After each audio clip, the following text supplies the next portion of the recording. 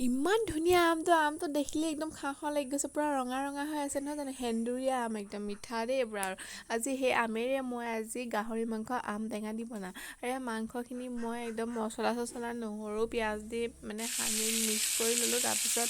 এয়া মাংস কেৰাহীত দি দিলোঁ দি পিনি ইয়াতে মই অলপ ভাজি ল'ম মছলা যিখিনি বস্তু দিব লগা আছে দি ল'ব আপোনালোকে ময়ো দি ল'লোঁ এয়া ধুনীয়াকৈ লৈ আছোঁ আমাৰ আকৌ মাটিৰ ঘৰ যে এয়া দেখিছেনে ক'ত জুইত বনাই আছোঁ আৰু লেতেৰা দেখিব পাৰে কিন্তু দেই বেয়া নাপাব এতিয়া আমখিনি দিলোঁ আমখিনি দি আলু দিলোঁ আমখিনি ভাজি ল'লোঁ মাংসখিনি অলপ তাৰপিছত আলু দিলোঁ তাৰপিছত পানী অকণমান দি দিলোঁ পানী দি আৰু ধুনীয়াকৈ আৰু এয়া উতলি আছে খাম আৰু আপোনালোকে বাৰু দেখি কেনেকুৱা লাগিছে কমেণ্ট কৰি জনাব মোৰ কিন্তু দেখোঁতে খাওঁ খাওঁ লাগিছে দেই